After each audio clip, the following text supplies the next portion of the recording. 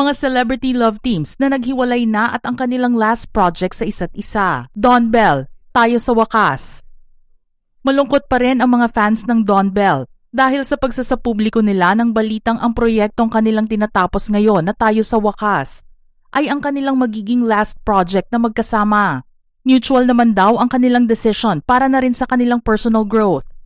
Sinabi rin nila sa isang panayam na ibinuhos nila ang lahat ng kanilang galing at makakaya para mapabaunan ng isang magandang alaala ang mga fans sa huling pagkakataon na mapapanood sila on the big screen. Kaya naman kahit malungkot at masakit ang magkahiwalay sila, sinisigurado naman ni na Donnie Pangilinan at Bel Mariano na hindi pang matagalan ang kanilang desisyon at darating ang araw na magkakasama silang muli sa isang proyekto. Ang Tayo sa Wakas ay nakatakdang ipalabas sa mga sinihan sa May 27, 2026 sa direksyon ni Cathy Garcia Sampana. Katniel, Too Good to Be True. Ang Too Good to Be True ay isang drama romantic comedy TV series na ipinalabas ng Kapamilya Channel. Napanood ito sa Primetime Bida Evening Block ng network, A to Z Primetime, Todo Max Primetime 5 ng TV5, at sa buong mundo sa pamamagitan ng The Filipino Channel. Inanunsyo ng Katniel ang pagsasama nilang muli sa isang proyekto noong ipagdiwang nila ang kanilang 10th year sa showbiz. Ito ang unang rom-com series na kanilang ginawa sa loob ng 8 taon dahil ang huli nilang ginawa bago ang comeback project ay noong 2013 na Got to Believe. Ang kanilang dalawang naunang serye na Pangako Sa'yo noong 2015 ay isang heavy drama at ang Lalo na Sangre na ipinalabas noong 2017 ay fantasy action ang tema. Ang genre ng comeback series nila ay personal na kagustuhan ng Katniel at sinabi ni DJ na regalo nila ito sa kanilang mga loyal fans na matagal nang umaasa na magkaroon sila ng rom-com project. Iyon nga lang hindi naman akalain ng mga fans nila na ang last airing day nito na November 11, 2022 ay siyang magiging huli nilang panonood sa dalawa na magkasama. Nagdesisyon na kasi silang dalawa na putulin ang kanilang pagsasama sa proyekto para makapag-explore sa labas ng kanilang love team. Nagkaroon sila ng individual projects na sinuportahan din naman ng kanilang mga fans hanggang sa mabalita na lang ang kanilang breakup noong November 2023. Ito na din ang senyales na hindi na magkakaroon pa ng pagkakataon na makita ng mga Katniels ang dalawa sa isang proyekto. Liz Ken, Make It With You. Para naman sa mga Liz Ken fans, malungkot ang petsang March 13, 2020 dahil noong araw na ito natapos ang panonood nila sa comeback serye nina Liza Soberano at Enrique Hill na Make It With You sa Kapamilya Channel. Ang rom-com series na ito ay tumagal lamang ng 2 buwan sa telebisyon dahil kailangan silang putulin gawa ng pagkalat ng COVID virus pandemic. Dahil din sa community quarantine na dulot ng pandemya, itinigil ang taping ng drama at ang time slot nito ay pinalitan ng reruns ng ibang serye hanggang sa itigil ng network ang free-to-air broadcast operations nito noong May 5, 2020. Inanunsyo noong June 4, 2020 na ang Make It With You ay kabilang sa mga nakanselang serye na ipinapalabas ng ABS-CBN.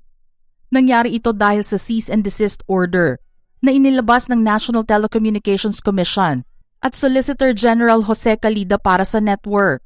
Sinabi ni Direk Theodore Boborol, isa sa mga direktor ng serye, ABS-CBN was already badly hit by the pandemic and then suffered a double blow when its renewal was not granted. Matapos na maibalita ang hindi pagkakatuloy ng Liz Ken Project, sumubok si Liza na gumawa ng ibang proyekto. At dito nga narinig, sa kauna-unahang pagkakataon, ang pagdub niya sa boses ni Alexandra Trece sa anime show ng Netflix na base sa Filipino comic series. Si Enrique naman ay pansamantalang nagpahinga sa showbiz at nagbalik na lang noong 2024 sa pelikula. Maraming fans ang umasa na makita silang muli na magkasama. Ngunit hindi na ito nangyari dahil mismong si Liza ang nagkumpirma sa breakup nila ni Ken noong August 14, 2025 na nangyari naman may 3 taon na rin ang nakalipas. J. Dean, Never Not Love You.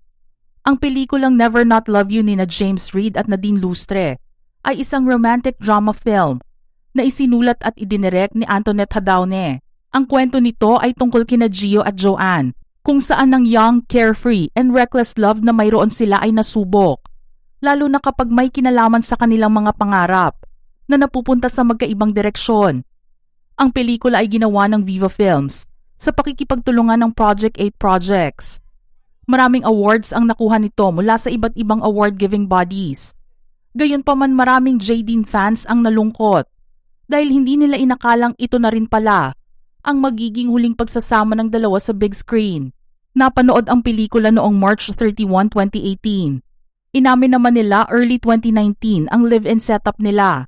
Sa kaparehong taon din ay nagdesisyon silang dalawa na mag-explore kasama ang ibang mga artista para sa kanilang personal growth at lumawak ang individual career path at gumawa ng solo projects. Pumirma rin si Nadine ng kontrata sa music label ni James na Careless noong December 2019.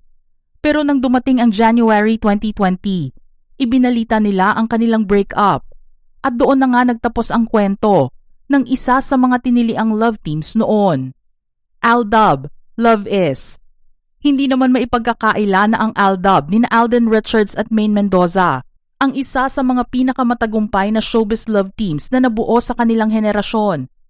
Ipinagmamalaki nga ng longest-running noontime show na Eat Bulaga ang tinamasa nilang tagumpay sa pagbubuo nito. Sino ba naman kasi ang mag-aakala na tatanggapin at tatangkilikin ng mga tao ang tambalan nila? Isang ordinaryong dub smasher lang si Maine na nakilala online. Samantalang si Alden ay isang matinee idol na binibuild up na ng GMA7. Hindi nga nagtagal sa paglaki ng Kalya serye. Tinaguri ang phenomenal ang love team ng dalawa at napangalanan si Maine bilang phenomenal star. Malaki ang pasasalamat nila sa publiko dahil sa mainit na pagtanggap sa kanila bilang Aldab. Kaya naman noong October 21, 2017, nagdesisyon ang GMA at Eat Bulaga na ipalabas ang kakaibang TV film na pinagsasamahan nila. Umere ang Love Is ng tuloy-tuloy at walang commercial breaks. Ang hashtag na ginamit dito na hashtag Aldab XEB Love Is ay nag-trend sa Twitter at nakuha ang top spot sa Philippine tweets at top 2 naman worldwide. Hindi naman akalain ng Aldab Nation na iyon na rin pala ang huling proyektong pagsasamahan ni na Alden at Maine. Nagtapos ang kanilang love team noong kalagitnaan ng 2018 para ituloy ang kanilang solo careers.